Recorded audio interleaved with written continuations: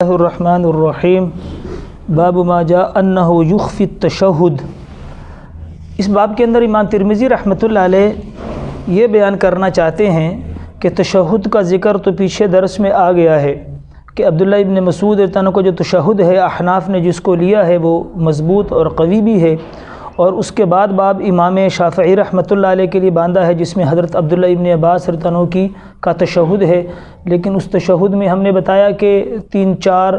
ایک تو اضافہ ہے مبارکات کا جس کی کوئی ضرورت نہیں، ایک درمیان میں واو نہیں ہے جس سے اس کا ترجمہ فٹ نہیں بیٹھ رہا، دوسرا سلام کو وہ نکرہ ذکر کرتے ہیں حالانکہ مسلم شریف کے اندر بھی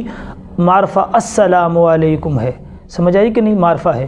یہاں پر یہ بتا رہے ہیں کہ تشہد پڑھنے کا طریقہ کیا ہے، مسنون طریقہ کیا ہے۔ تو یہ بات یاد رکھیں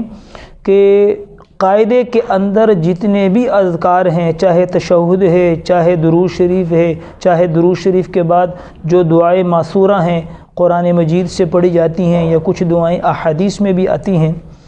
ان تمام کو خاموشی سے پڑھنا مسنون ہے، خاموشی سے پڑھنا مسنون ہے۔ اور یہاں تو امام ترمذی رحمۃ اللہ علیہ نے یہ باب جو باندھا ہے، اس باب کی اس جو روایت ہے اس کو امام ترمذی رحمۃ اللہ علیہ نے غریب کہا ہے کہ یہ حدیث کیا ہے؟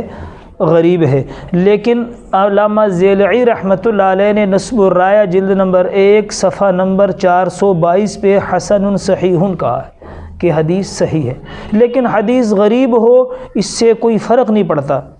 اس مسئلے میں، کیونکہ دوسری روایات موجود ہیں کہ اذکار میں خاموشی اللہ جل شانہ نے قرآن میں بھی فرمائی کہ اذکروا اللہ تضرعا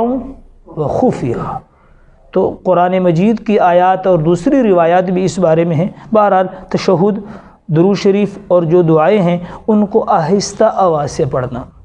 اور جو امام صاحبان نمازیں پڑھاتے ہیں آج کل چونکہ مائک ایسے ہیں کہ بالکل منہ کے قریب، ان سے درخواست یہ ہے کہ یا تو وہ مائک ذرا منہ سے دور رکھیں، منہ سے مائک کو ذرا دور رکھیں، کیونکہ اکثر یہ چیز سننے میں آئی ہے کہ امام کا سارا تشہد اور دعائیں ہم پیچھے مقتدی جو ہیں وہ سنتے ہیں،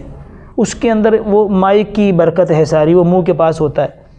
تو اس کو ذرا منہ سے مائک کو دور رکھیں تاکہ ان چیزوں میں اخفاء مسنون ہے، اور چونکہ وہ سارے مقتدی پیچھے سن رہے ہوتے ہیں تو لہٰذا ان سے اماموں سے درخواست ذرا یہ ہے کہ اس مائک کو ذرا منہ سے دور رکھا کریں تاکہ یہ چیزوں میں مسنون طریقہ اخفاء اس سنت پر بھی عمل ہو جائے اور آپ کے جو الفاظ ہیں وہ مقتدی پیچھے نہ سنیں۔